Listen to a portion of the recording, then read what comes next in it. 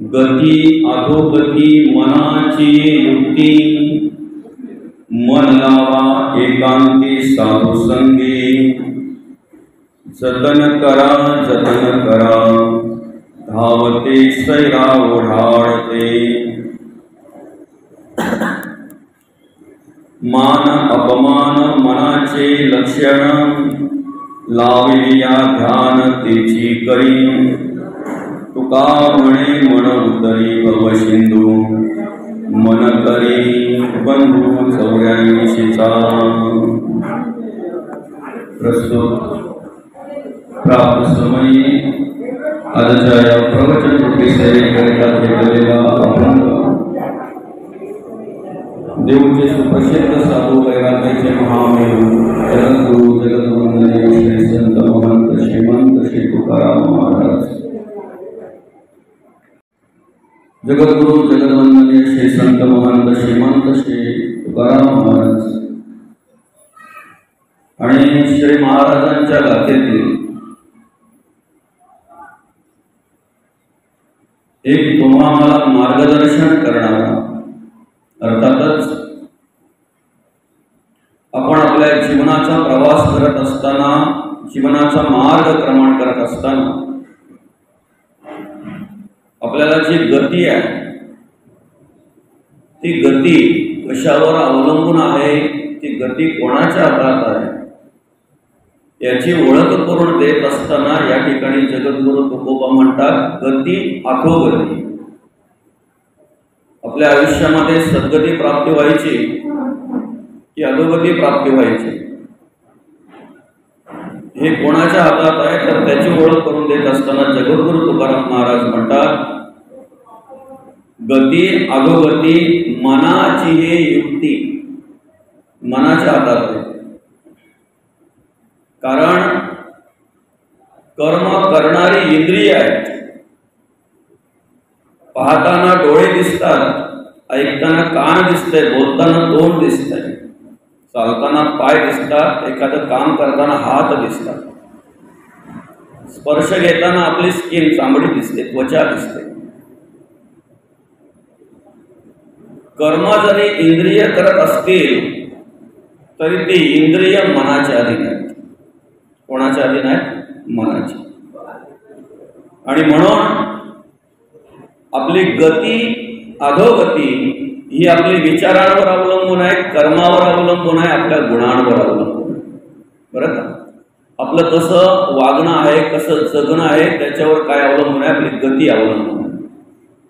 वागणं जगणं हे आपल्या इंद्रियांवर अवलंबून आहे। आपण जी कर्म करतोय ती कर्म कोणावर अवलंबून आहे? इंद्रियांवर। इंद्रिय मनाच्या अधीन आहेत। मन जसं सांगेल त्याप्रमाणे इंद्रिय कार्य करत असतात। मन ज्याप्रमाणे त्यांना चालना देईल, मन ज्याप्रमाणे त्यांना सांगेल त्याप्रमाणे इंद्रिय कार्य करत असतात। आणि म्हणून जगद्गुरु तुकोबा म्हणतात गती अधोगती मनाची हे युक्ती। पुढे जगद्गुरु तुकोबा म्हणतात मग मनाच्या हातात जर आपली गती अधोगती आहे तर ते मन आपण काय करावं? मन लावा एकांती साधू संगी। आम्हाला जर सद्गतीला प्राप्त व्हायचं आहे, आम्हाला जर चांगल्या गतीला प्राप्त व्हायचं आहे, आम्हाला जर ऊर्ध्व गतीला प्राप्त व्हायचं आहे तर जगद्गुरु तुकोबा म्हणतात मन लावा एकांती साधू संगी। कारण का माहितीये का? जगद्गुरु तुकोबा म्हणतात जतन करा धावते सैरा ओढाळते। किती सैरवैर आहे ते त्याची ओळख करून देताना कवयित्री म्हणतात मन वढाय उभ्या पिकातील ढोर, किती हाकया फिर येत पिकावर। किती जरी आपण प्रयत्न केले तरी सुद्धा काय होतंय बरं? तर ते मन परत पिकावर येत असतंय। म्हणून जगद्गुरु तुकोबा काय म्हणतात? धावते सैरा ओढाळते। कवयित्री काय म्हणतात? मन वढाय उभ्या पिकातील ढोर, किती हाकया फिर येत पिकावर। बरं का? किती जरी त्याला आपण हाकलण्याचा प्रयत्न केला ना तरी सुद्धा ते पिकावर येत आहे। म्हणून मनाच्या हातात सगळं काय आहे. ते मन मी म्हणून जोपर्यंत कार्य करत आहे, ते मन जोपर्यंत संकोचित वृत्तीने कार्य करत आहे, फक्त मी आणि माझं स्वार्थासाठी जोपर्यंत कार्य करत आहे, तोपर्यंत त्याला जगत असताना वागत असताना सगळ्या क्रिया आल्या. सुखदुःख आलं, जय पराजय आलं, सगळ्या क्रिया. म्हणून मग जगद्गुरु तुकोबा म्हणतात, मान अपमान मनाचे लक्षण. बरं का, मान किंवा अपमान हे लक्षण कोणाचं आहे? मनाचं आहे. म्हणून लावलिया ध्यान तेची करी. जे ध्यान त्याला लागेल ना तेच ते करत असतात. ध्यान ते करत असतात, तोच करत असतो ध्यान. म्हणून तुका म्हणे उतरी भव सिंधू. मनाच्या हातामध्ये काय आहे? मनाच्या हातामध्ये काय आहे? तर मन काय म्हणतंय? मन उतरी भव सिंधू आणि मन करी बंधू 84चा. मनाच्याच हातात आहे 84 लक्ष योनीचं जे काय आहे आपल्याला रहाड गाडणं किंवा मुक्ती किंवा बंधन, मोक्ष किंवा बंधन, हे दोन्ही कोणाच्या हातात आहे? मनाच्या हातात आहे. म्हणून जगद्गुरु तुकोबा म्हणतात, तुका म्हणे उतरी भव सिंधू मन करी बंधू 84चा. ज्या निमित्ताने या ठिकाणी ही प्रवचन सेवा आपण आयोजित केलेली आहे, या मोरिवली गावातील हे दुर्गुडे परिवार आणि या दुर्गुडे परिवाराच्या मातोश्री कैलासवासी पार्वतीबाई भागोजी दुर्गुडे आईसाहेबांना 1 ऑगस्ट रोजी देवाज्ञा झाली. त्यांचं वृद्धापकाळाने निधन झालं, कारण त्यांचं वय वर्ष होतं 82. 82व्या वर्षी त्यांनी आपला सर्वांचा निरोप घेतला. अर्थात चालता बोलता मृत्यू यावा अशा प्रकारे त्यांना आला. या ठिकाणी चालता बोलता आपल्या सगळ्यांचा निरोप घेतला.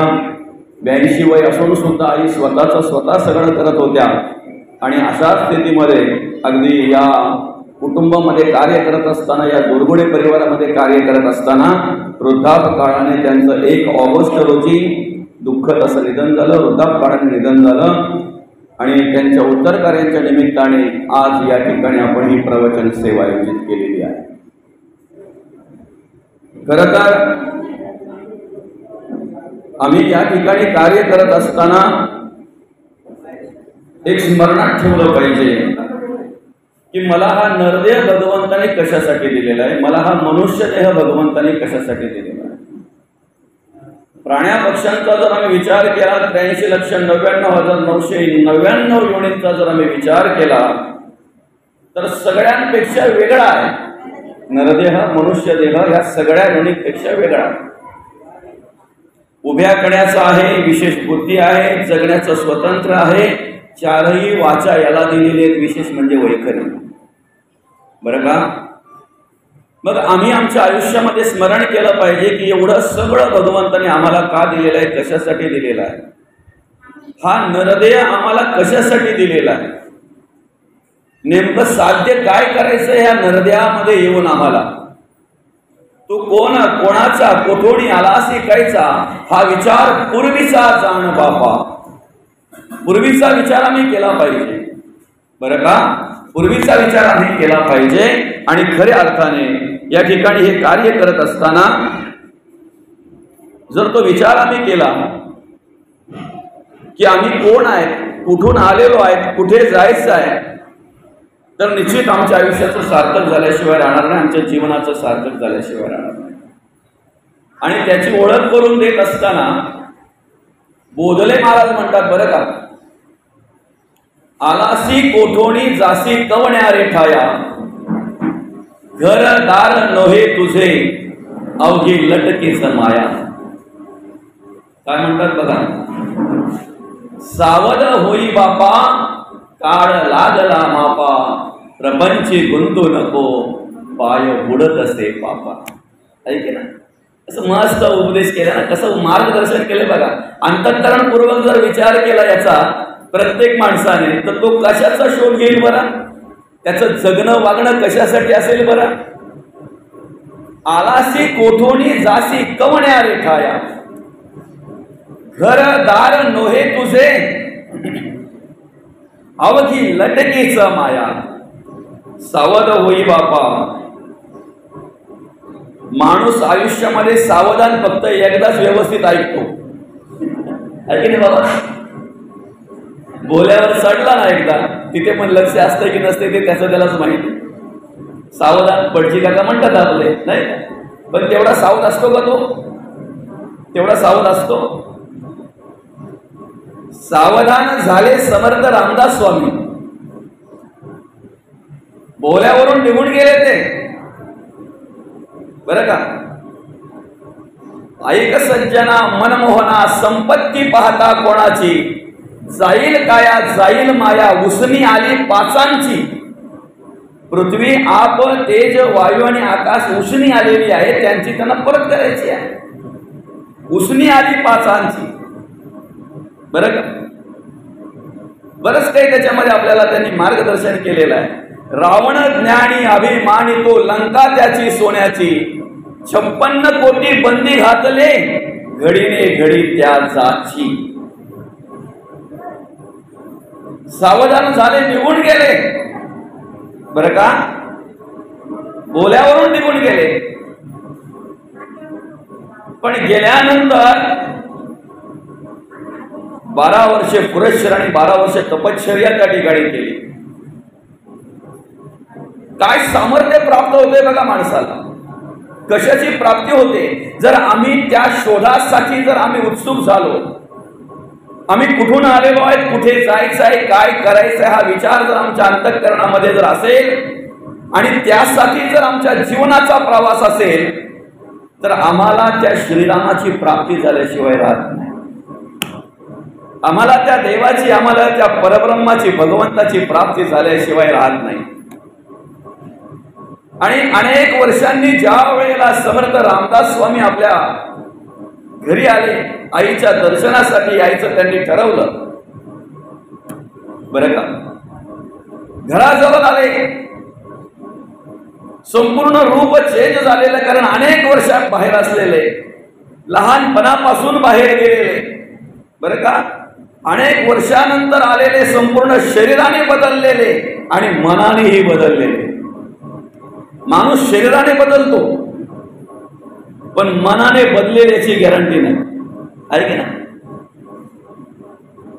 आमच्याकडे जसे कार्यक्रम असतील ना तसे आम्ही ड्रेस वेस करत असतो.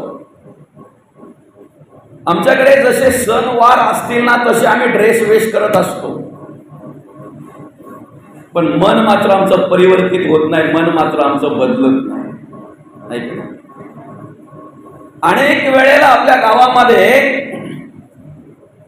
हरिनाम सोहळे आम्ही या ठिकाणी आयोजित करत असतो.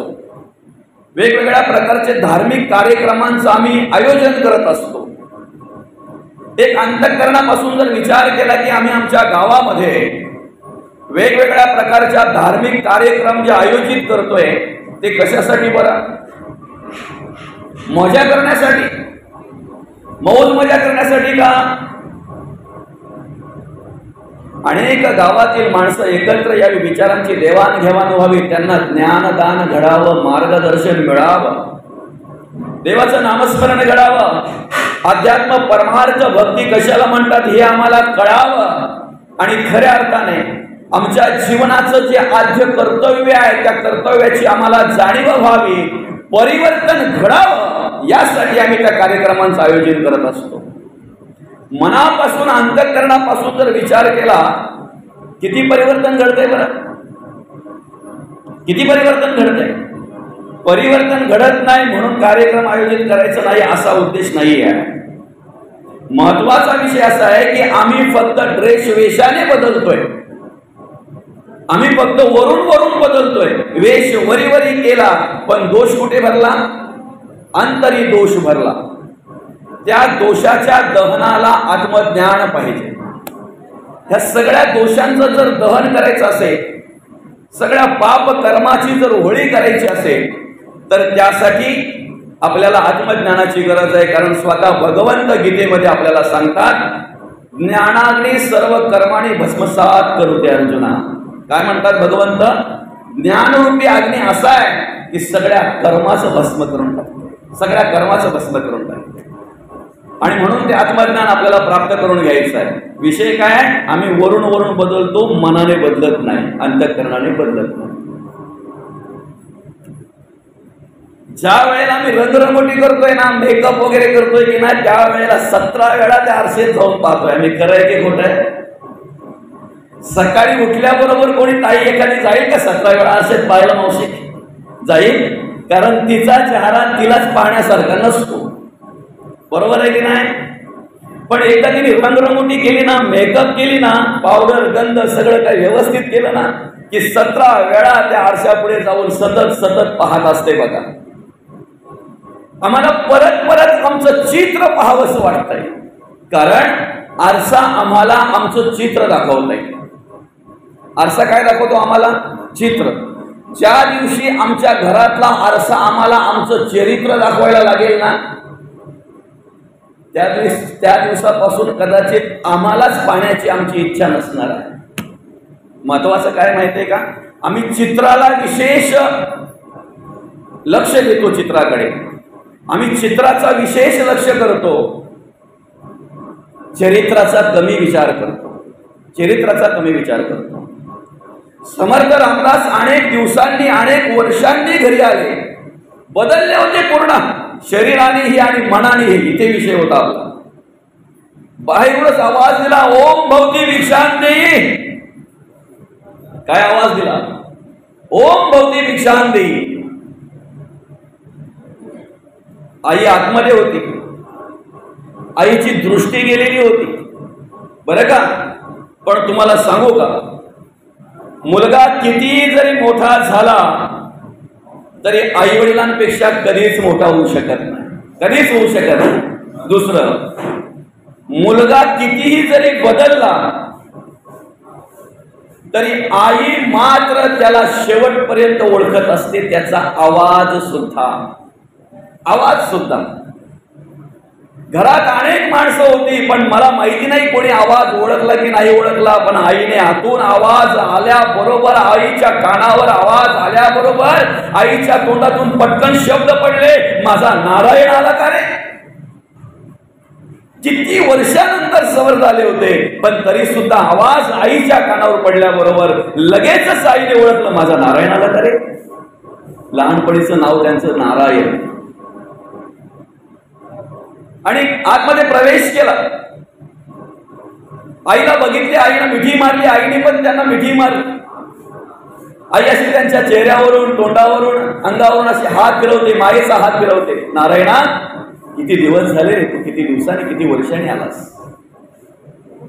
काय किती वर्षांनी आलास? आई हात फिरवते अशी संपूर्ण अंगावरून मायेचा. नारायणा, अरे किती मोठा झालास तू? दृष्टी नाही रे पाहायला, तुला डोळे भरून पाहावं असं मला वाटतंय.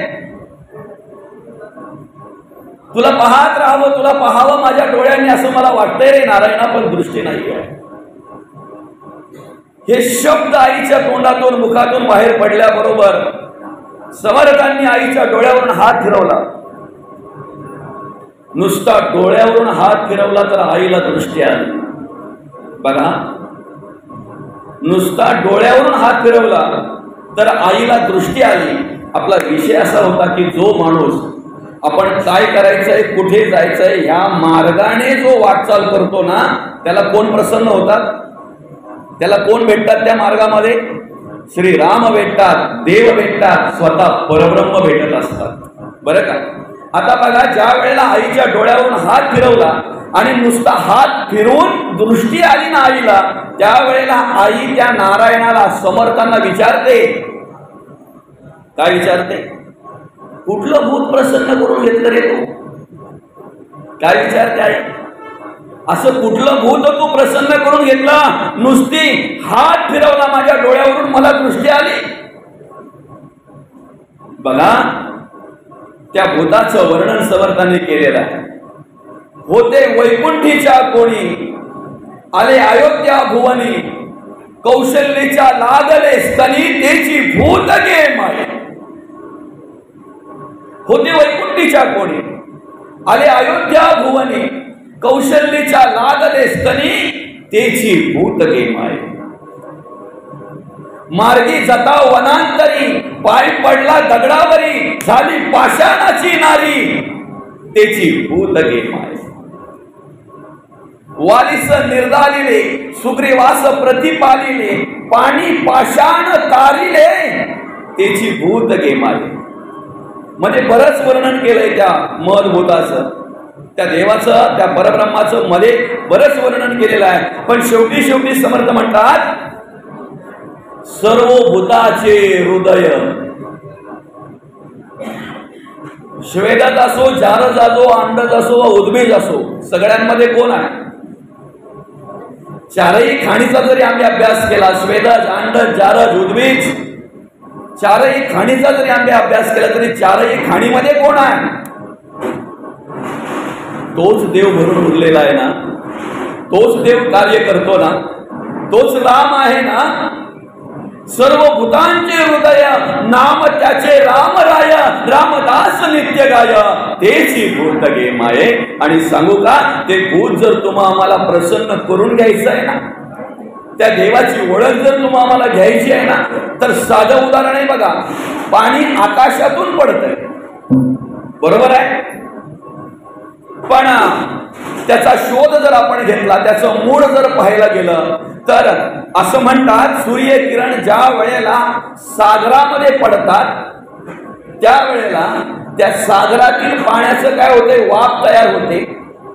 ती वाफ वरती जाते, त्याचे ढग तयार होतात, त्याला बाष्पीभवन म्हणतात. पाण्याचं मूल पाणी आहे, सागर आहे. आपल्या घरावर पडलेल्या पाण्याचं, आपल्या शेतावर पडलेल्या पाण्याचं, आपल्या बांधावर, आपल्या माळावर पडलेल्या पाण्याचं मूळ काय आहे? सागर आहे. ते पाणी कुठे पडतंय हे महत्वाचं नाही आहे, बरं का.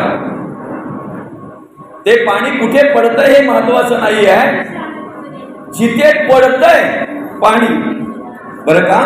पाणी जिथे पडतंय, आपला विषय काय आहे, पडणारं जे पाणी आहे ते कुठे पण पडू द्या ना, तुमच्या घरावर पडू द्या, तुमच्या माळावर पडू द्या, तुमच्या शेतावर पडू द्या, तुमच्या बांधावर पडू द्या.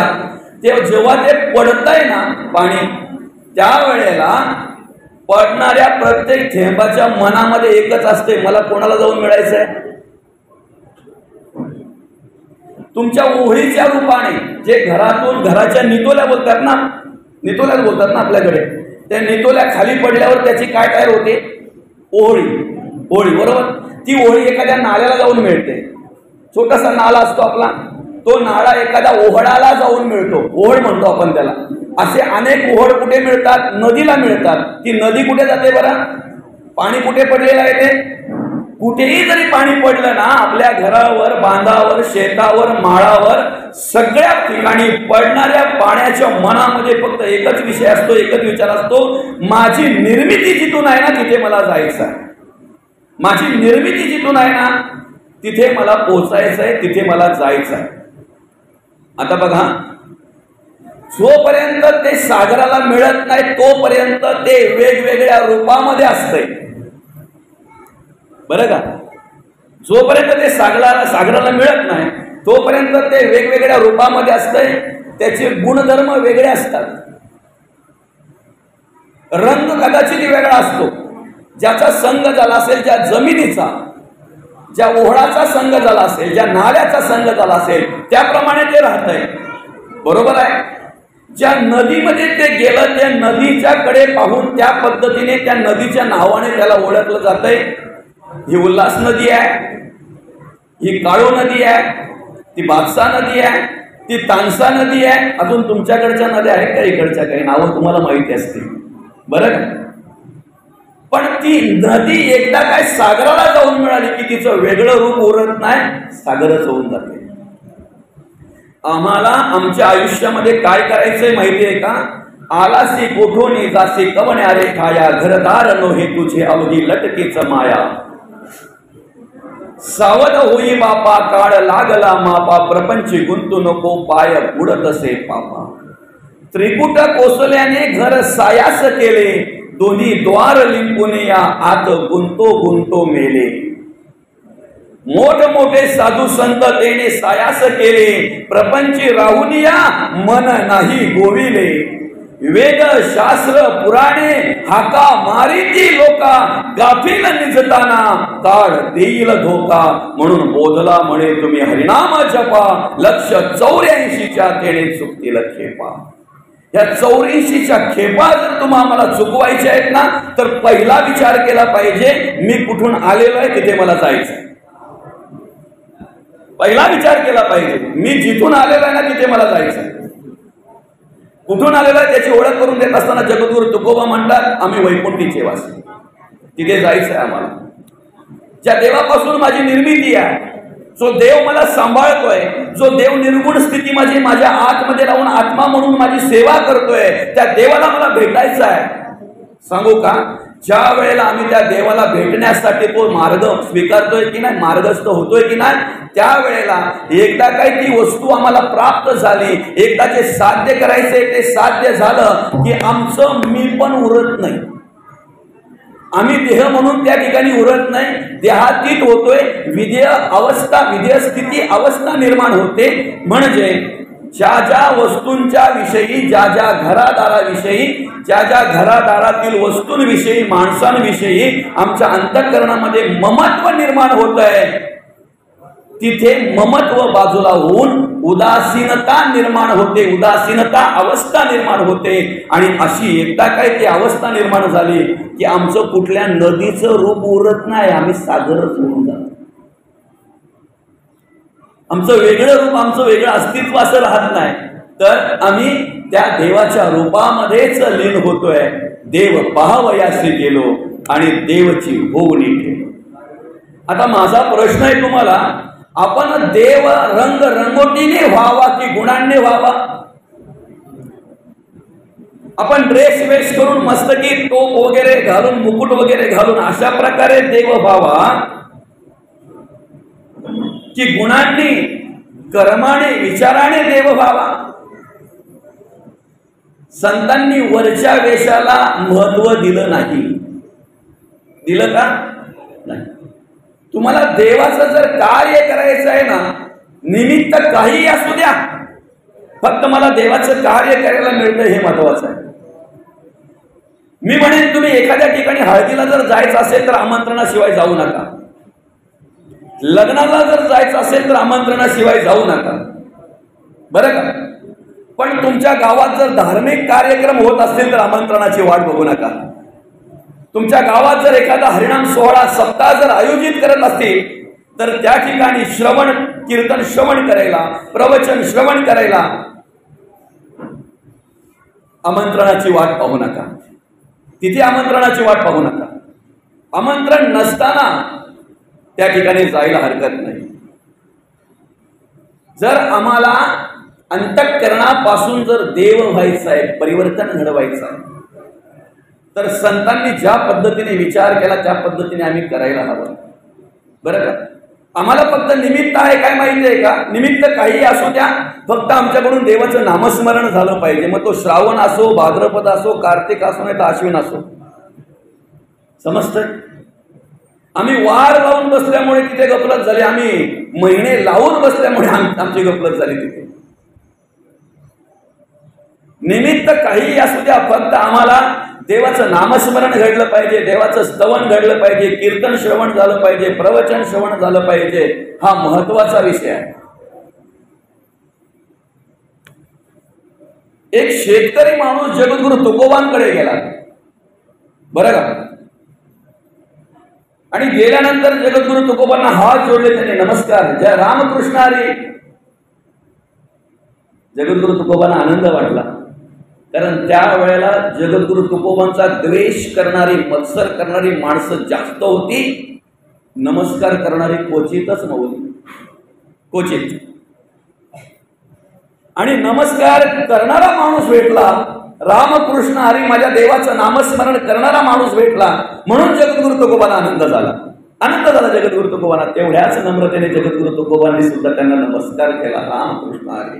काय म्हणता? काय नाही माऊली, तुमच्याकडे माझं एक काम आहे.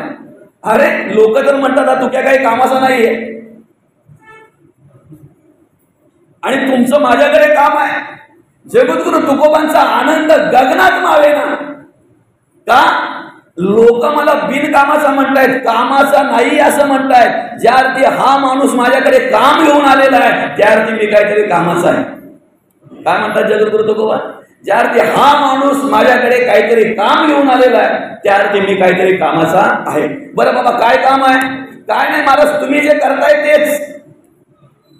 चिपळ्या, टाळ, मृदुंग, विणा घ्यायचा, आपल्या शेतात यायचा आणि भजन करायचं.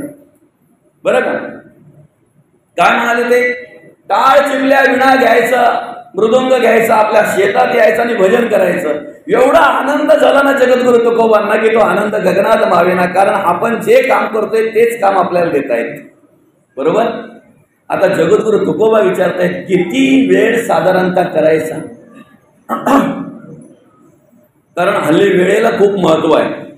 म्हणून आम्ही पण कुठे गेलो ना का पहिले वेळ विचारतो बाबा, बरं का?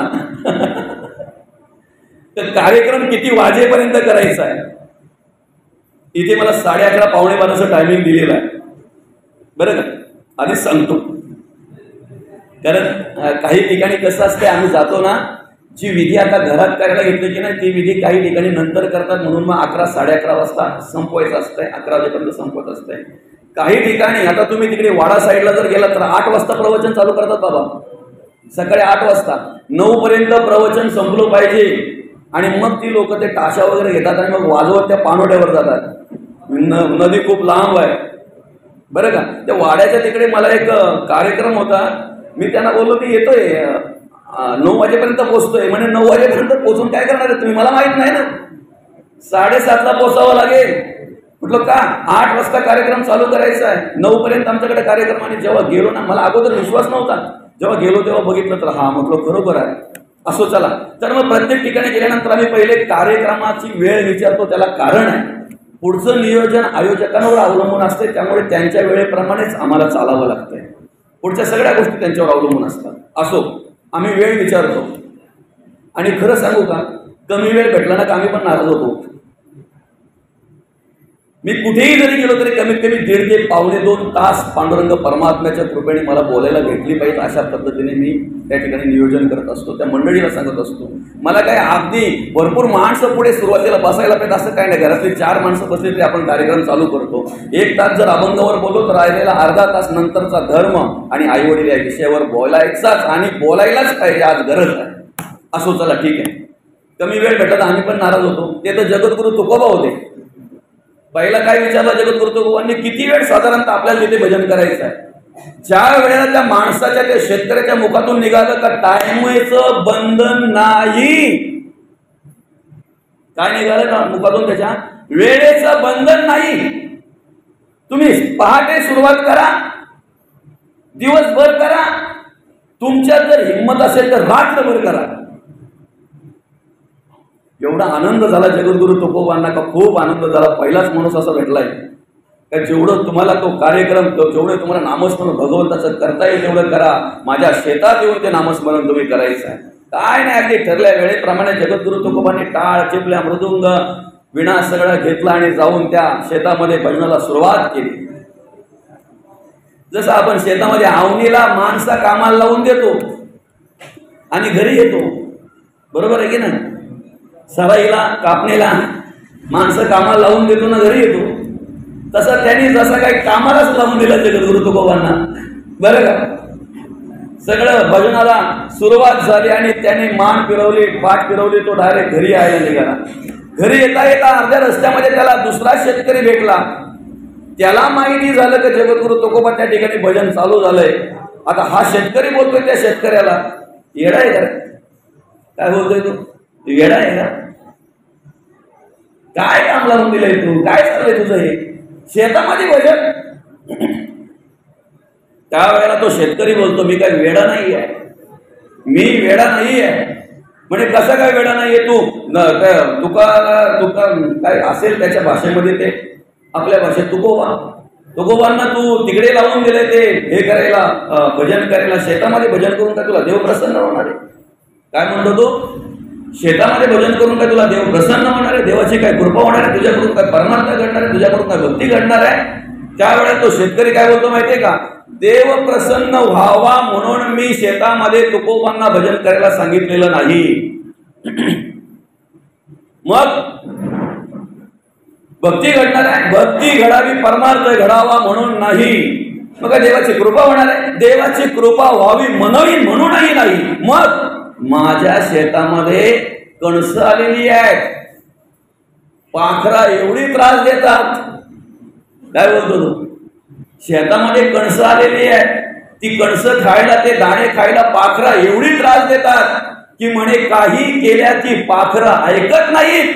आता टाळ मृदंगाच्या चिपल्याच्या आवाजामध्ये पाखरं सगळी पळून जातील. घरी गेला, 2-4 भाकरी आणल्या असतील त्याने चांगल्या मस्त आनंदात. का? आता आपल्याला शेताचं टेन्शन राहिला नाही. आलं लक्षात? आणि बऱ्याच वेळानंतर 1-3-4 तासानंतर ज्या वेळेला तो शेतावर परत आला, त्यावेळेला जगद्गुरु तुकोबा भगवंताच्या नामस्मरणामध्ये रममान झाले होते. पण शेतकऱ्याने बघितलं तर त्याला सगळं उलट दिसलं. अरे, ज्या जगद्गुरु तुकोबांच्या खांद्यावर पाखरं खेळतायत भगवंताचे गुणगान गाताना, सांगा ना, त्या जगद्गुरु तुकोबांचं भजन चालू झाल्यानंतर याच्या शेतातली पाखरं पळून जाण्यापेक्षा शेजाऱ्यांच्या शेतातली पाखरं पण तिथे आली होती. रोज कमी असतात, या टायमाला जास्त दिसली. मग त्याला वाटलं करायला गेलो एक आणि झालं एक. आपला विषय काय होता माहिती? निमित्त काहीही असू द्या, आम्हाला पांडुरंग परमात्म्याचं स्तवन करायला मिळतंय ना, कीर्तन श्रवण होतंय ना, प्रवचन श्रवण होतंय ना, याला महत्व आहे. बरोबर? आता दुसरा विषय असा आहे आपला की आपण आतून देव व्हावं की वरून देव व्हावं. आता वरून देव म्हणजे तो वरून देव बराच वरचेवर म्हणजे वरच्या अंगाने देव व्हावं की अंतःकरणाने देव व्हावं. तर बघा, वरच्या अंगाने देव होणं सोपं आहे. सोपं आहे. थोडाफार खर्च केला, काय मस्त की एखादा मुकुट आणला, मोरपीस खोचला, तसा काय ड्रेस केला की झाला कृष्ण. आता ही गोपाळ झाला ना, आहे की नाही? असू दे ना, ती मजा घेतली पाहिजे आपण. पण जे हे सगळं काही करतोय त्याच्यामध्ये परिवर्तन किती होतंय? हिंदवी स्वराज्य संस्थापक राजे शिवछत्रपतींच्या शिवजयंतीच्या वेळेला एखादा महाराजांचा ड्रेस वेश करतोय, टोप घालतोय, हातामध्ये अगदी तलवार घेतोय, घोड्यावर त्याला सगळ्या गावभर आपण मिरवतोय. पण तोच जर ती मिरवणूक झाल्यानंतर संध्याकाळच्या वेळेला जर पिऊन पडत असेल तर सांगा ना, परिवर्तन घडलं का? वेशाने ड्रेशाने घडलं परिवर्तन? करू नका असं माझं म्हणणं नाही. आपण केलं पाहिजे, तो आनंद आपण घेतला पाहिजे. पण वरच्या वेशापेक्षा, वरच्या ड्रेस रंगरंगोटीपेक्षा अंतःकरण आपलं महत्वाचं आहे. अंतःकरणापासून आम्हाला बदल घडवायचा आहे. कारण आम्ही या आयुष्यामध्ये ज्या सद्गतीची आम्ही प्राप्ती व्हावी म्हणून अपेक्षा करतोय ना, चांगल्या गतीची प्राप्ती व्हावी अशी जी आम्ही अपेक्षा करतोय ना, ती गती कशावर अवलंबून आहे याची ओळख करून देत असताना जगद्गुरु तुकोबा पहिल्या चरणात म्हणतात, गती अधोगती मनाची हे युक्ती, मन लावा एकांती साधू संगी. कोणावर अवलंबून आहे ते? मनावर अवलंबून आहे. आता साधं उदाहरण आहे. एखाद्या नदीला पूर आलेला आहे, प्रवाह बरोबर जर आपल्याला जायचं असेल तर काय आपल्याला मेहनत आहे? फक्त नदीत उतरायचं ना अंग सोडून द्यायचं. अंग सोडून दिल्यानंतर तो प्रवाह बरोबर जात असतो, काही करावं लागत नाही. पण प्रवाहाच्या विरुद्ध दिशेने जर आपल्याला जायचं आहे, बरं का, ऊर्ध्व गतीला जर जायचं आहे, उगमाकडे जर जायचं आहे, तर त्यासाठी पहिली गोष्ट म्हणजे पोहायला शिकलं पाहिजे. पोहायला शिकलं पाहिजे. आपल्या आयुष्यामध्ये असे अनेक प्रसंग येत आहेत, अनेक भोवरे निर्माण होत आहेत. या भवसागरामध्ये अनेक प्रकारची जलचर आहेत. काम मगर मिठी सुटेना, तिरस्कार लागता तुटेना, मदमत्सर होतेना, भुली पडली वासना, धामीन पडली गला घालून वेंटाळे, वमी गरळा जिव्हा लाली, वेळोवेळा भयानक. बरं का, महादेवांना ज्या वेळेला त्या कामदेवाला आकर्षित करायचं होतं, त्यावेळेला कामदेवाने अनेक प्रयत्न केले, पण महादेव सहज आकर्षित झाले नाहीत. त्यावेळेला तो बोलतोय, भल्या भल्यांची तपश्चर्या भंग करणारा मी आहे. कोण बोलतोय? कामदेव. आणि आजही माणसाची वाट लावली ती कोणी लावली? घराच्या घर उद्ध्वस्त होत आहेत. आज तरुण तरुण पोरं आज उद्ध्वस्त होत आहेत. नको नको त्या नादा लागल्यानंतर ते घराचं स्मशान करतायत. कारण काय? काम, क्रोध, लोभ, मद, मत्सर, दंभ, संशय, चिंता, असूया, अद्वया, भावना, कल्पना, इष्णा, वासना, आशा, ममता, तृष्णा कमी आहेत का त्या? एवढी जर तुटून पडली तर ठेवतील काही? शरीरामध्ये ठेवतील काही? खोका करून टाकतात पार. काम, मगर मिठी सुटेना, तिरस्कार लागता तुटेना, मद मत्सर होटेना, भुली पडली, वासना धामीन पडली गळा, घालून वेंटाळे व निगरला, जिव्हाळ आली वेळोवेळा भयानक. विषयांचं कसं आहे माहितीये का? ज्या वेळेला एखादं जनावर माळ रानावर चरत असतंय त्यावेळेला ती धामीन जी आहे की नाही, ती धामीन त्या जनावराच्या नाकामध्ये शेप टाकत असते. ज्या वेळेला ती शेप टाकते त्यावेळेला त्या जनावराला बरं वाटत असते. पण जेव्हा तिची खवला ती उभी करते त्या शेपीची आणि ती शेप खेचते त्यावेळेला त्या जनावराच्या नाकातून रक्त येत असतंय. शेवटी त्या जनावराचा मृत्यू तिथे होत असतो. बरं का? या ठिकाणी जगद्गुरु तुकोबा म्हणतात, गती अधोगती हे मनाची युक्ती, मन लावा एकांती साधू संगे. कोणाच्या संगतीला मन लावायचं आपल्याला? साधूच्या संगतीला.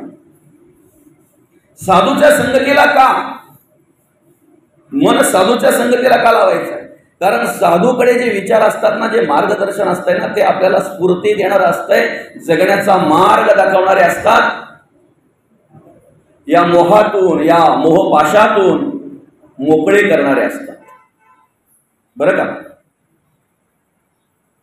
मोकळे करणारे असतात. आमचा जन्मच गृहस्थाश्रमामध्ये झालेला आहे. जन्म झाला म्हणजे गृहस्थाश्रम नाही का बाबा?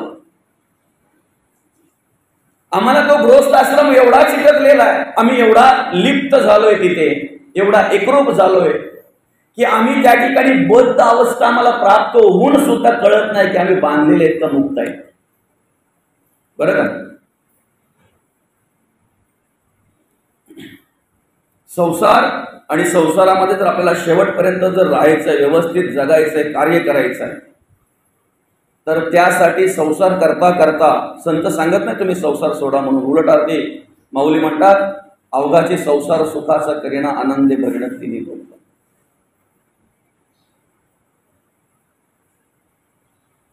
जगद्गुरु तुकोबांनी जो संसार केला तो संसार आम्हाला करायचा आहे. शांती ब्रह्मनाथ महाराजांनी जो संसार केला तो संसार आम्हाला बघायचा आहे, तो संसार आम्हाला करायचा आहे. संत शिरोमणी नामदेव महाराजांनी जो संसार केला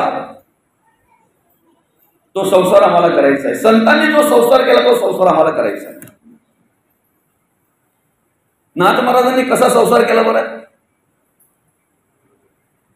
नाथ महाराजांना, बरं का, शांती ब्रह्म नाथ महाराजांना राग यावा म्हणून लोकांनी प्रयत्न केले.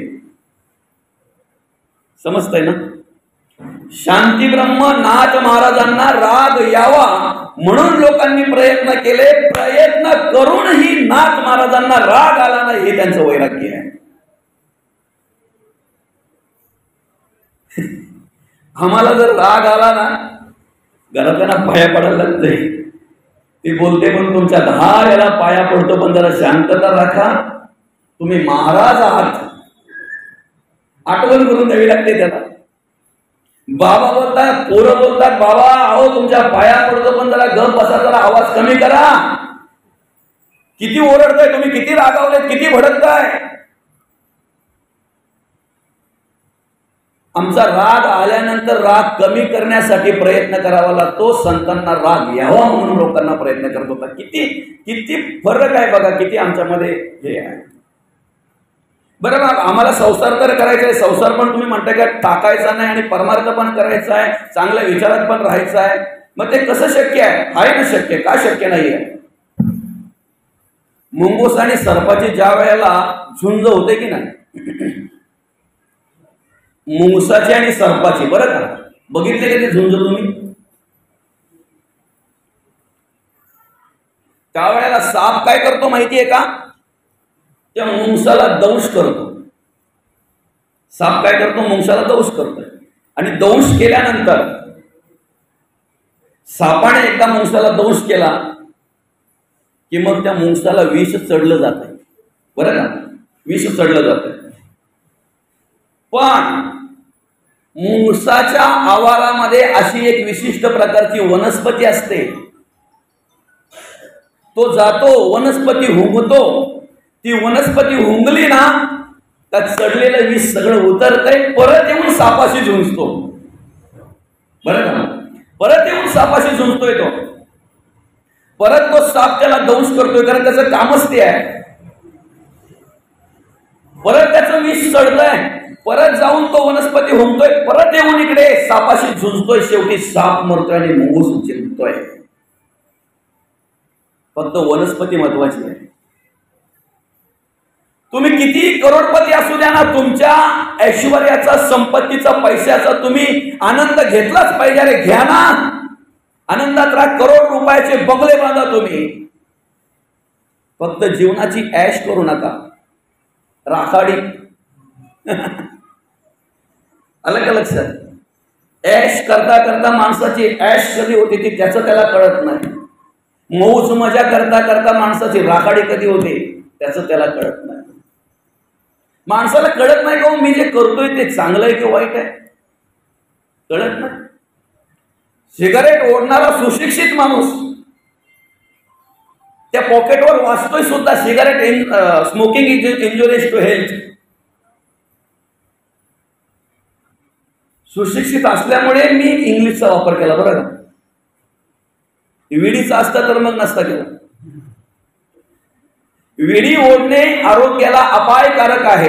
तंबाखू खाणे आरोग्याला अपायकारक आहे. आम्ही वाचूनही खातो, आम्ही वाचूनही ओढतो. त्याला कारण आहे, त्याला कारण आहे. एका पेंटरला ग्रामपंचायतने काम दिलं ते की तुम्ही जिथे जिथे आपल्या मोकळ्या भिंती आहेत तिथे तिथे धूम्रपान निषेध, तंबाखू खाणं वाईट आहे, सिगारेट ओढणे आरोग्याला अपायकारक आहे, दारूमुळे काय हानी होते, असे मस्त त्याला ते हे लिहून दिले, वाक्य लिहून दिले, ते लिहायला दिले. बरं का, रस्त्यातून चाललो होतो, मी विचार केला, म्हटलं अक्षर खूप चांगलं आहे याचं. बरं का, काय म्हटलं मी, अक्षर खूप चांगलं आहे. एका हातामध्ये त्याचा ब्रश होता, काय लिहितोय ते माहित नाहीये. पण ज्या वेळेला त्याने ते वाक्य लिहिलं, धूम्रपान निषेध, एका हातामध्ये त्याच्या विडी होती आणि एका हातामध्ये ब्रश होता. एका हातात विडी घेऊन एका हातात ब्रश घेऊन ज्याने लिहिलंय, वाचणाऱ्यांमध्ये किती परिवर्तन होईल बरं. समजतंय ना तुम्हाला? प्रवचन झाल्याबरोबर जर मागच्या बाजूला जाऊन मी तंबाखू चोलायला लागलो, हे जर तुम्ही बघितलं, तुमच्यात किती परिवर्तन होईल. महत्वाचा विषय काय माहितीये का, आम्ही ह्या संसारामध्ये कार्य करत असताना वाईट गोष्टींना लगेच बळी पडतो, वाईट गोष्टींकडे लगेच आकर्षित होतो. संसाराचं विष आम्हाला चढत असतंय. संसार हा साप आहे, सापाप्रमाणे तुम्ही जेवढं त्याच्यामध्ये गुंताल ना तेवढं त्याचं विष चढेल, तेवढं विष चढेल. बरोबर, किती जरी ठरवलं देवाचं नामस्मरण करायचं, आयुष्यात जो मुलगा अभ्यासच करत नाही, परीक्षेच्या वेळेला पास होण्याची आपण अपेक्षा करायची का त्याची? आयुष्यभर जो माणूस देवाचं नामस्मरणच करत नाही, त्याच्याकडून शेवटच्या वेळेला देवाचं नामस्मरण होईल, घडेल अशी अपेक्षा आपण करावी.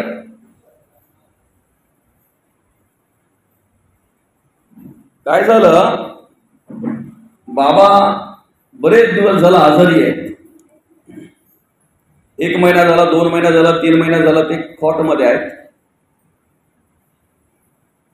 काही वेळेला त्यांची परिस्थिती पाहून खाटेखाली उतरवले, पण त्यांना आपली एक पद्धत आहे, बरोबर आहे की नाही, की बाबा खाटेखाली उतरवलं तर लवकर जीव जातो, खाटेवर लवकर जीव जात नाही असं म्हणतात. 2-3 वेळा उतरवलं ठेवलं, पण ते काय झालं नाही का. पोरींना निरोप दिले, बाबा काय आता खरा नाही बाबांचा, तुम्ही येऊन जा. पोरी पण एक एक दोन दोन वेळा येऊन त्या ठिकाणी बाबांना ते दर्शन वगैरे घेऊन गेल्या, पाणी पाजून गेल्या, बरं का.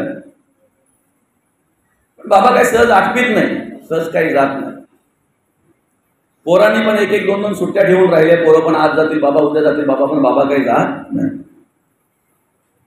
शेवटी मग आता अवस्था अशी आहे की बाबा जाणारच आहेत, बाबांची वेळच आलेली आहे जायचं. मग शेवटी पोरं सांगायला लागली, बाबा तुमचं मन कुठे गुंतलं असेल ते सांगा, तुम्हाला काय हवं आहे, तुम्ही कशाला इकडे याचा तसा कशाला विचार करताय. तुम्ही आयुष्यभर हाडाचं पाणी केलं, रक्ताचं पाणी केलं, हाडाची काढा केली, आमच्यासाठी भरपूर काही केलं बाबा. कधी मंदिरात गेले नाहीत, कधी कीर्तनाला गेले नाहीत, कधी प्रवचन श्रवण केलं नाही, उठला सुटला फक्त ध्यान कशावर तुमचा, अंगण्याच्या दगडी कुणी सरकवल्यात का, मालाची वय बरोबर आहे का, शेजारची सून आले आपल्या सुनाशी बोलत बसले, जाताना काही त्याच्या हातात आहे का, बरं का. या पोरा काही बोलून नाही दाखवलं, पण मनातल्या मनात पोरा बोलतातच ना शेवटी, बाबा आयुष्यभर तुम्ही ह्याच केला. मग आता पोरं बोलतात, आता तरी देवाचं नामस्मरण करा बाबा, देवाचं नाम घ्या, म्हणजे तुम्ही पण सुटाल ना, आहे की नाही, आम्ही पण सुटू. असं चाल, ठीक आहे, देवाचं नामस्मरण करा बाबा. ज्याने आयुष्यात कधी देवाचं नामस्मरण केलं नाही त्या माणसाकडून देवाचं नामस्मरणाची अपेक्षा आपण करावी. काही केल्या बाप देवाचं नामस्मरण करतच नाही, म्हणून शेजारीचा असलेला गव्हांचा भरलेला पोता पोरांनी फारला का, कमीत कमी शिवा तरी बोलेल. श्रावण महिना आहे, शिवाचं नामस्मरण केलं तर सुटून जाईल. तुम्हाला माहिती आहे, नामाचा महिमा वर्णन करत असताना संतांनी असं सांगितलेलं आहे, तुम्ही जाणून बुजून, म्हणजे अगदी तुम्हाला नामस्मरण करायचं म्हणून नाम घ्या किंवा चुकून नाम घ्या. जर तुमच्याकडून चुकून जरी नामस्मरण झालं तरी तुम्ही एकांतात राहून नामस्मरण केल्याचं पुण्य तुमच्या पदरात पडत आहे. त्यासाठी दृष्टांत दिलेला आहे. घरामध्ये निखारा पडलेला आहे, त्याच्यावर तुम्ही मुद्दामून पाय द्या का किंवा चुकून पाय द्या, त्याचा चटका तुम्हाला बसणारच आहे, तेवढाच बसणार आहे. तसं तुम्ही नामस्मरण करताना अगदी ठरवून केलं काय आणि न ठरवता सहज झालं काय, तरी सुद्धा तुमचा त्याच्यातून उद्धार होणारच. म्हणून पोरांना वाटलं की कमीत कमी पोता फाटलेला बघितलेला अवस्थेत शिवा जरी बोलला बाबा तरी उद्धार होईल. पण नाही ना, अरे मूर्खा, त्या पोत्याला का तू फारलं, तिथे टाके घाल त्याला. शिवा नाही बोलला, काय बोलतो, टाके घाल, शिवा नाही बोलला. नामस्मरण करायचं म्हटल्यानंतर आपण ज्या पद्धतीने नामस्मरण करतो ना, ठाईच बैसोनी करा एकचित्त आवडी आनंद आळवावा, न लगे सायास जावे वनान करा सुखे येतो खरा नारायण. आयुष्यभर ज्यांनी कधीही नामस्मरण केलं नाही, बरं का, ज्याच्या नावाच्या पुढे पोत लागलेला आहे डिग्री, पापी, अजामेळ पापी, वदे पुत्र कामे तया मुक्ती नारायणाचे नामे. म्हणजे अजामेळ जाता जाता त्याच्या मुलाला हाक मारतोय, त्या मुलाचं नारायण नाव ठेवण्यामागे एक आख्यायिका आहे. एवढं काही वेळ नाही आपल्याला, ते पण साधू पुरुषांनी सांगितलं होतं, बाबा ठीक आहे, आता एवढं काही सगळं आमचा पाहुणचार तू केलेला आहे, तुझ्या पत्नीकडून झालेला आहे, आता कमीत कमी एक काम तरी कर, तुला जो पुत्र होईल त्याचं नाव तरी नारायण ठेव. आणि साधू पुरुषांच्या म्हणण्याप्रमाणे त्याने नारायण नाव ठेवलेला. कधी देवाचं नामस्मरण केलं नाही, पण जाता जाता वेदना झाल्या म्हणून पोराला हाक मारली, नारायणा, अरे घाव रे, नारायण घावावं लागलं, उद्धार झाला त्याचा. आता ही मुलं त्या बापाला सांगतायत, बाबा नामस्मरण करा, राम बोला बाबा, राम बोला, पण तो काही राम बोलत नाही. बाबा देवाचं नामस्मरण करा, तुमचा उद्धार होईल, पण बाबा काही राम बोलत नाही. बाबाने राम बोलावं म्हणून मोठ्या मुलाने त्या बाबाच्या बारक्या भावाला त्याच्या सांगितलं, त्या बाबाच्या बारक्या मुलाला, मोठ्याने बारक्याला सांगितलं, दादा खालच्या आलीला जा आणि त्या रामला बोलून घेऊन ये, बरं का. म्हणजे बाबाच्या पुढे आणून उभा केला का कमीत कमी तेव्हा तरी बाबा राम बोल. तो बारका गेला, तो राम काही घरी नव्हता, त्याला शोधला कुठेतरी पत्त्यावर बसला होता, तो जुगारावर बसला होता. कारण नावाप्रमाणे होईल असं सांगू शकत नाही ना. तुकारामला संध्याकाळच्या टायमाला उठून आणावं लागतंय परतल्या, बरं का. त्यावेळेला माऊली ज्ञानोबा पांडुरंग परमात्म्याला विनंती करतात, नामदेवाला माझ्या बरोबर त्या तीर्थयात्रा करण्यासाठी. आताचा ज्ञानेश्वर नामदेवाला घेऊन जर अड्ड्यावर जात असेल तर सांगा ना, नावाचं काय ठेवलंय? नावाचं काय ठेवलंय का? असं चला ठीक आहे. आता खालचालीच्या रामला त्याने सांगितलं, दादा चल रे बाबा, असं आहे जरा चल, तुला बोलवलंय माझ्या दादानी. तो आला. आल्यानंतर त्या बाबाच्या पुढे उभा केला त्या रामला. आता बाबाला विचारायला लागले, बाबा याला ओळखतं का?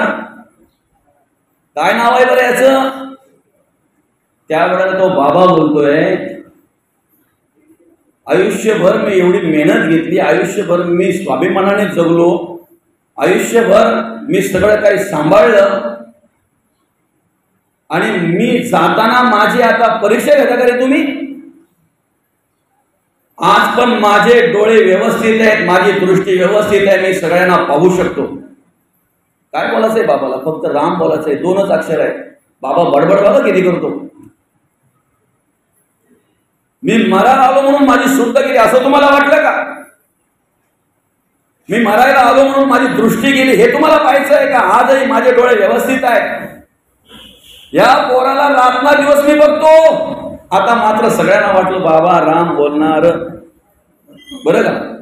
पण बाबा बोलतो, या मुलाला मी रात्रंदिवस पाहतोय, या मुलाला काही मी ओळखत नाही, हा खालच्या आलीचा सख्यादाचा मोठा बोऱ्या. काय बोलत होता?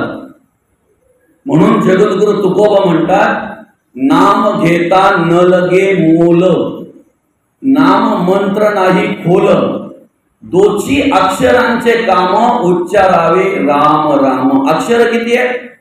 2. पण ती त्यावेळेला येण्यासाठी आता सवय लावली पाहिजे आपल्या मनाला. म्हणून मन लावा एकांती साधू सांगते, बरं का. मी काय याला ओळखत नाही. अक्षर मोजा तुम्ही आणि शब्द मोजा.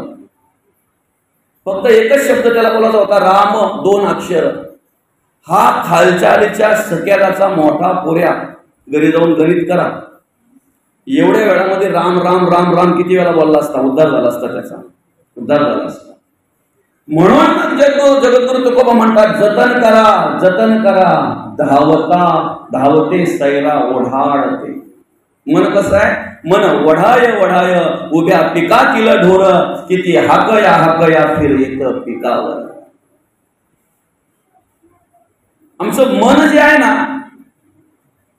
एक वेळ सगळी इंद्रिय तृप्त होतील पण मन कधी तृप्त होत नाही, बरं का. इंद्रिय तृप्त होतील ना, खाऊन खाऊन पोट भरेल, पाहून पाहून डोळे थकले जातील, ऐकून ऐकून कान थकतील, मन नाही कधी थकत. आणि मन थकत नाही म्हणून आमची अवस्था काय होते माहितीये का? आम्ही कुठे पंगतीमध्ये जर बसलो ना, आणि जर आमच्या आवडीचे लाडू असतील तर आम्ही 2-2 मागून घेतो, बरं का.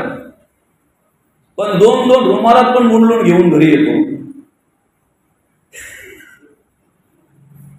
आवडीचं जर माणसाला भेटलं तर माणूस काय करतो माहितीये का?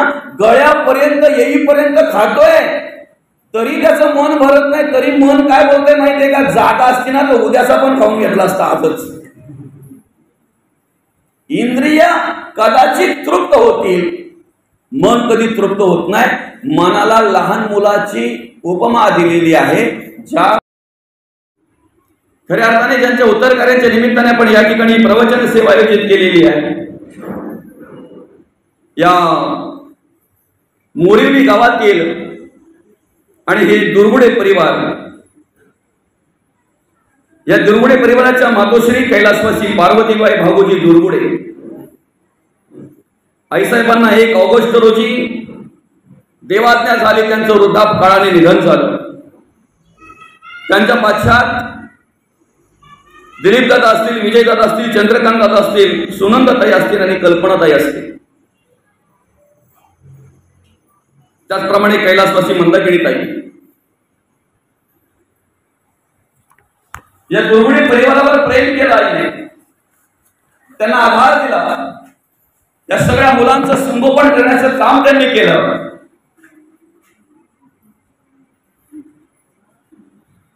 हम दो हमारे दो आज आम्ही म्हणत असतो आणि ते दोन पण सांभाळायला आम्हाला जीवावर जातात. बरोबर, 5-5, 6-6 मुलं या माणसांनी सांभाळली अतिशय हालाकीच्या परिस्थितीमध्ये. त्यावेळची जर अवस्था पाहायला गेलं, त्यावेळची जर परिस्थिती पाहायला गेलं तर आज आपण पैशाने खूप श्रीमंत आहोत, सुखी आहोत. ही माणसं पैशाने सुखी नव्हती हो, पण मनाने मात्र एवढी श्रीमंत होती की कोणीही भुकेला मनुष्य आला तर त्याची भूक भागवली जायची, तहानलेला मनुष्य आला तर त्याची तहान भागवली जायची. या वृद्ध माणसांनी प्रेम दिलं, जिव्हाळा दिला, आपुलकी दिली, संस्कार दिले, संस्कृती दिली. आम्ही कसं जगावं, कसं वागावं हे मार्गदर्शन आम्हाला त्यांच्याकडून मिळालं. आणि म्हणून या ठिकाणी कार्य करत असताना प्रत्येकाच्या जीवनामध्ये संघर्ष असतो. प्रत्येकाच्या जीवनामध्ये काही ना काही प्रसंग, काही ना काही संकट वेगवेगळ्या प्रकारची येत असतात. पण संकट आली, प्रसंग आले, काही जीवनामध्ये दुःख प्राप्त झाले तर जीवन संपवणारी माणसं आज आम्हाला या कलियुगामध्ये अनेक पाहायला मिळतात. पण अनेक संकटांना तोंड देऊन, अनेक प्रसंगांना तोंड देऊन, किती प्रकारचं दुःख जरी जीवनामध्ये झालं तरी ते दुःख सहन करून जीवनाचा मार्ग शोधणारी आणि जगण्यासाठी मार्ग निर्माण करणारी माणसं मात्र आज आम्हाला कमी पाहायला मिळतात. आणि ती माणसं फक्त आणि फक्त ही वृद्ध माणसंच आम्हाला पाहायला मिळतात, कारण अनेक प्रकारच्या संघर्षातून, अनेक प्रकारच्या संकटातून त्यांनी मार्ग काढलेला असतो. ज्यांच्या उत्तर करण्याच्या निमित्ताने या ठिकाणी आपण ही प्रवचन सेवा आयोजित केली. कैलासवासी पार्वतीबाई भागोजी दुर्गुडे आईसाहेबांच्या आयुष्यामध्ये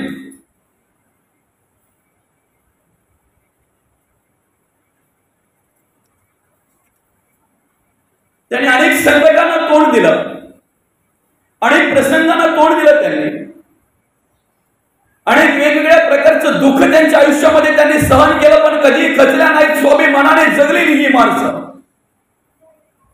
कधी कोणापुढे झुकले नाहीत. ते या संघर्षातून, या संकटातून फक्त संस्कार आणि संस्कृती जपण्याचं काम ह्या माणसांनी केलेलं आहे. कधी कोणापुढे लाचार झाले नाही, कधी कोणापुढे झुकले नाहीत. ते सुरुवातीची वेळ जर या माणसांची आपण बघितली तर काही वृद्ध माणसं आजही आम्हाला असे पाहायला मिळतात की त्यांनी मागे पडलेला दुष्काळ अनुभवलेला आहे. पेज पिऊन दिवस काढलेले आहेत त्यांनी. जी भाताची पेज आम्ही सहज फेकून देतोय ना, बरं का भाऊ, ती भाताची पेज काढायची, त्या पेज पिऊन एक टाइम घालवायचा आणि भात खाऊन एक टाइम घालवायचा.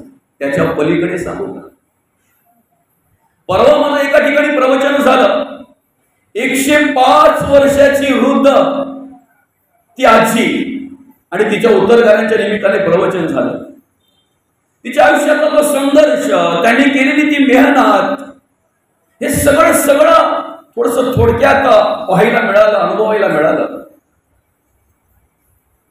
दुष्काळाच्या वेळेला घरात काहीही नसताना त्यांना सुद्धा 6 मुलं होती.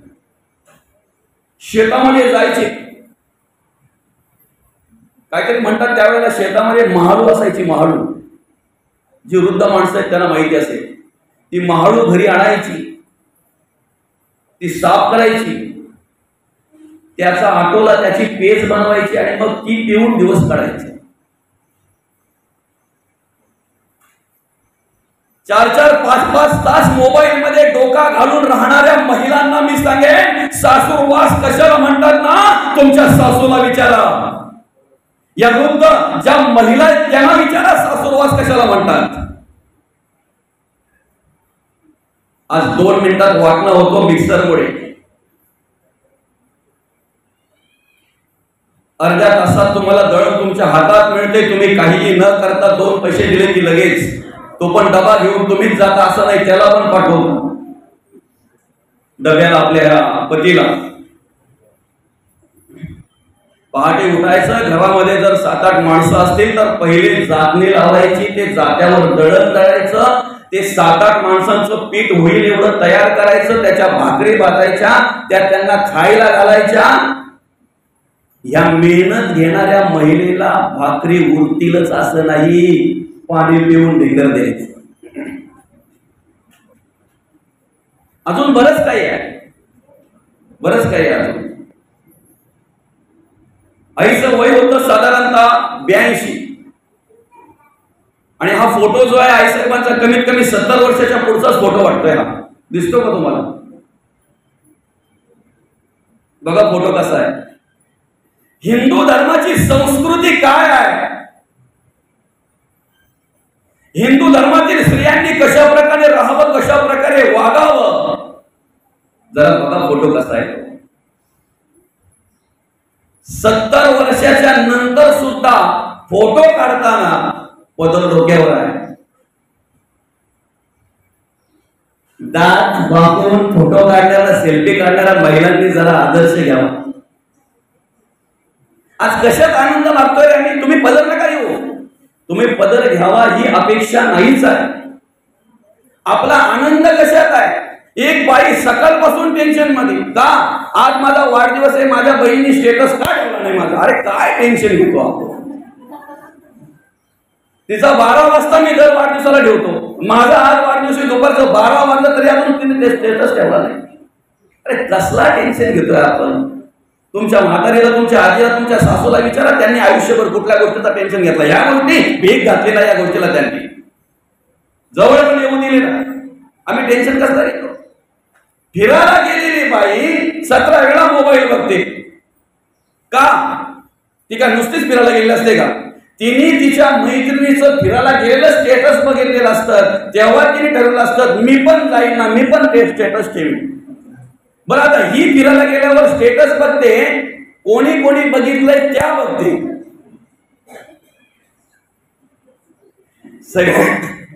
सगळ्यांची नावं बघते, पण त्याच्यात काही मैत्रिणीचं नावच नसतंय.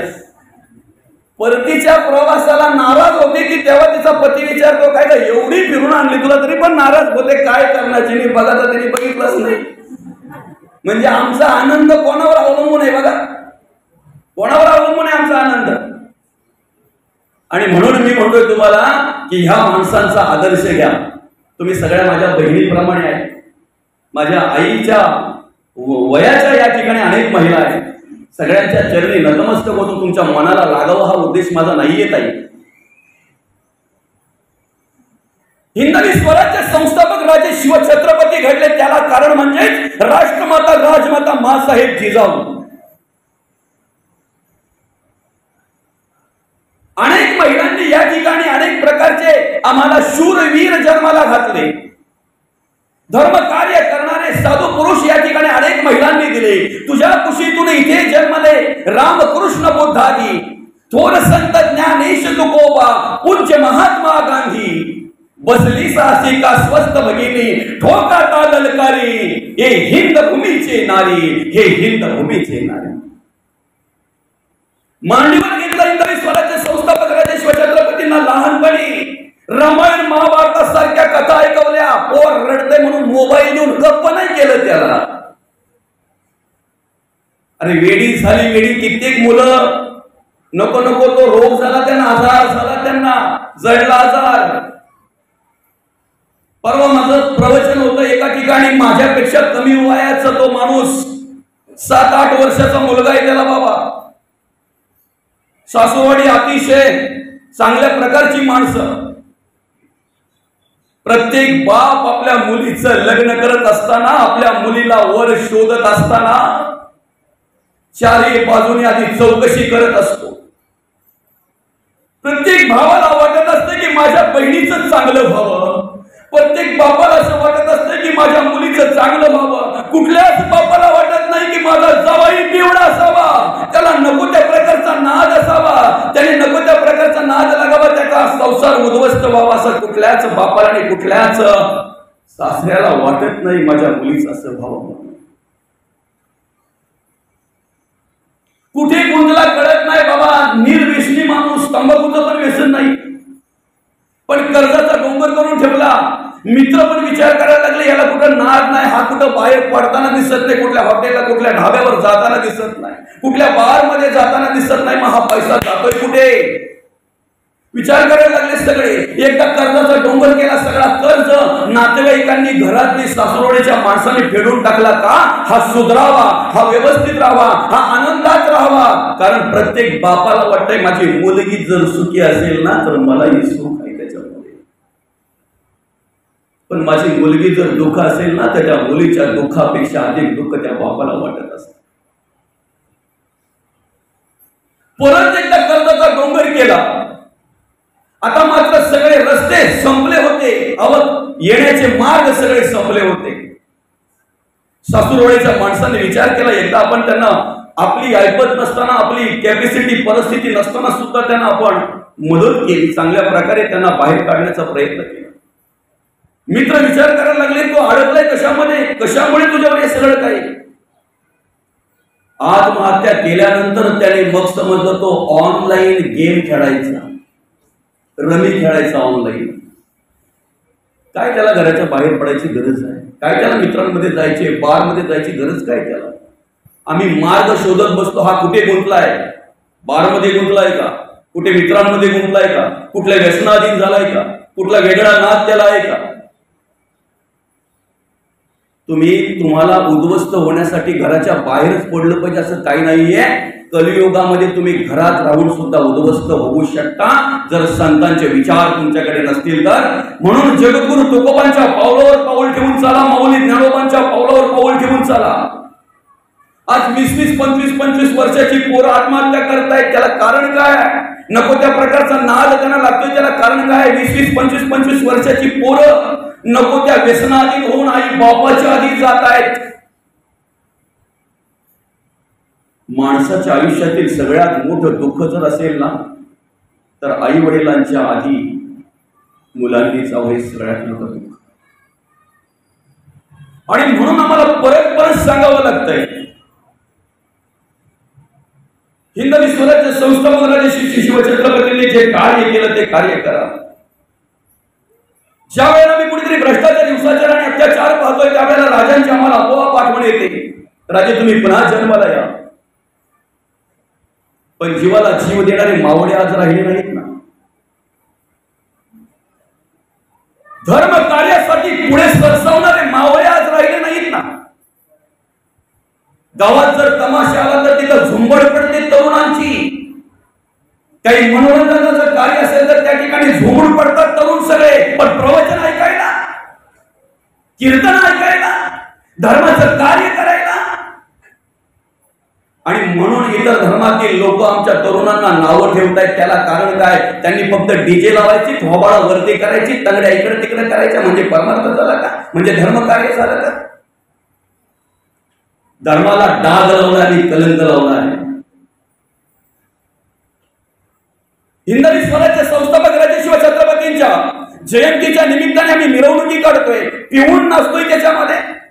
माझ्या आई बहिणींनी खाली मान घालावी अशा प्रकारचे डीजेवर गाणी लावून आणि त्या गाण्यांवर आम्ही नाचतोय. हे धर्म कार्य करतोय का आम्ही?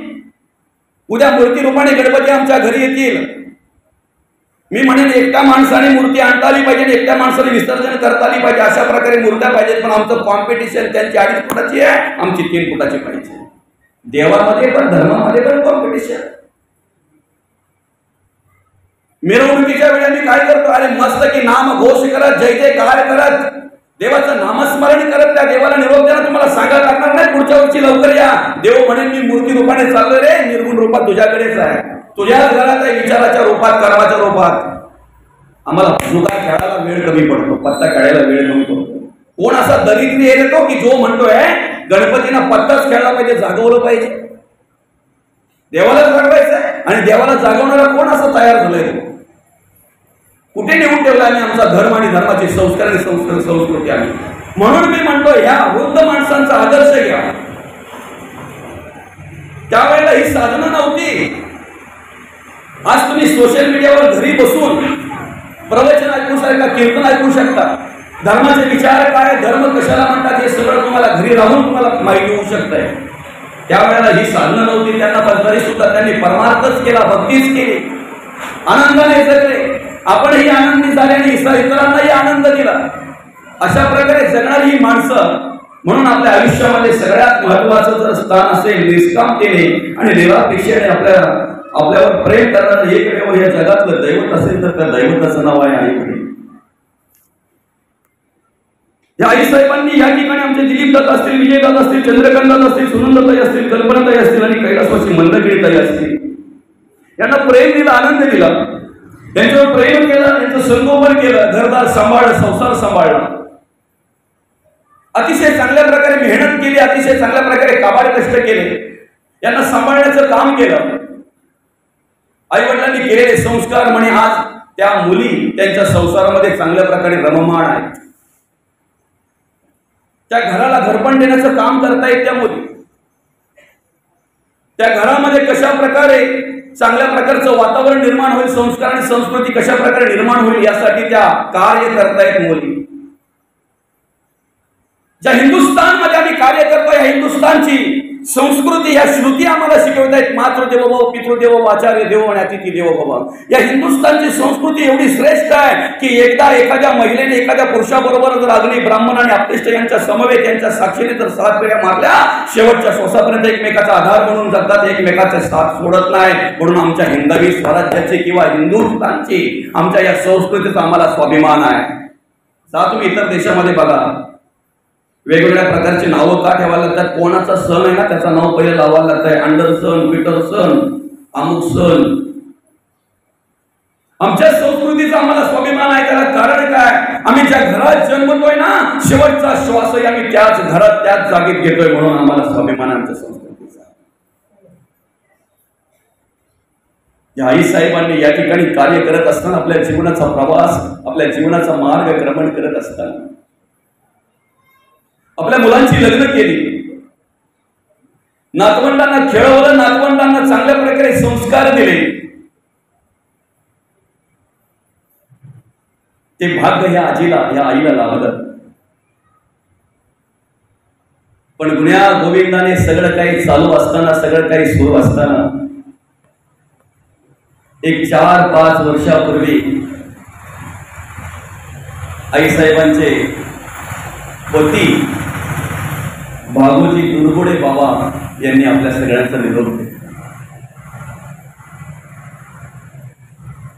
सगळ्या अगदी प्रत्येकाचा जर विचार केला ना, तर सगळ्यांच्या आयुष्यामध्ये माणूस तेव्हाच खचला जातो 4 वेळेला एखादा जोडीदार, दोघांपैकी एखादा जातो ना, त्यावेळेला त्याच्या आयुष्यात त्या ठिकाणी सगळ्यात मोठं दुःखाचं सावट पसरलेलं असतं. कारण शेवटच्या श्वासापर्यंत एकमेकाला आधार देण्याचं ठरवलेलं असतंय. शेवटच्या श्वासापर्यंत एकमेकाचा आधार म्हणून जगण्याचं ठरवलेलं असतं. एकमेकाच्या सुखदुःखामध्ये सहभागी झालेला असतात. मुलं आईला विचारत असतात ना, आई तुला काही हवं आहे का, आई तुला काही आणू का? पण त्यापेक्षा पतीने विचारलेल्या प्रेमामध्ये वेगळंपण असतंय, वेगळंपण असतं. मुलं बापाला विचारतील ना, बाबा तुम्हाला काही हवं आहे का? पण बाईने विचारलेलं प्रेम अलग असतंय, वेगळं असतं. आणि अशाच प्रकारे या ठिकाणी मार्गक्रमण करत असताना, आपल्या जीवनाचा प्रवास करत असताना, एक 4-5 वर्षापूर्वी आई साहेबांचे मिस्टर गेले, अर्थातच आपले बाबा गेले, भागोजी दुर्गुडे. या मुलांचं पितृछत्र हरवलं. आता मात्र जबाबदारी आई साहेबांवर. बापाची ही भूमिका निभवायची, बापाचं ही प्रेम, बापाची ही माया मुलांना द्यायची. दैव ज्यात दुःखे भरले, दोष ना कुणाचा, पराधीन आहे जगती पुत्र मानवाचा. दोन ओढक्यांची होते सागरात भेट, एक लाट तोडी तोका पुन्हा नाही गाठ, क्षणिक देवी आहे बाळा मेळ, माणसाचा दोष ना कुणाचा, दोष ना कुणाचा. आणि अशाच प्रकारे आईसाहेबांच्या आयुष्यामध्ये दुसरं संकट आलं, ते म्हणजे त्यांच्या डोळ्यासमोर त्यांची मुलगी गेली, कैलासवासी गेली, मंदाकिनी ताई. आणि त्याच वेळेला आईसाहेब खचल्या गेल्या. त्याच ठिकाणी त्यांचं आयुष्य संपल्यासारखं त्याला झालं. कारण आई वडिलांच्या सगळ्यात आयुष्यातलं सगळ्यात मोठं दुःख असेल तर आपल्यासमोर आपली मुलगी किंवा मुलगा असा. त्याच अवस्थेमध्ये कुठेतरी आपल्या मुलांना आधार देवा, आपल्या नातवांवर संस्कार करावे, पण करता करता आपण असं म्हणतोय ईश्वर सत्य पुढे इलाज नाही, कारण या सगळ्या गोष्टी आपल्या हातात असतात. आणि म्हणून वयाच्या 82व्या वर्षी अर्थात 1 ऑगस्ट रोजी आईसाहेबांनी आपला निरोप घेतला. त्यांना देवाज्ञा झाली, त्यांचा वृद्धापकाळाने निधन झाले. आई नावाचं पान ज्या वेळेला आयुष्यातलं मिटलं जात आहे ना, त्यावेळेला बरंच काही संपलं जात आहे. स्वर्ग सुखापेक्षा मोठं सुख जर असेल तर आईच्या कुशीमध्ये असतं. एकदा आईच्या कुशीमध्ये गेलं ना बाळ, त्याला कशाची गरज नाही लागत नाही, त्याची तहान उतरली जाते, तहान उतरली जाते. या दुर्गुणे परिवारांना मी धन्यवाद देतो, त्यांचे आभार मानतो, कारण आईने बाबांनी तुमच्या घरात शेवटचा श्वास घेतला. हे आज या वृद्ध माणसांना पाहायला मिळत नाही.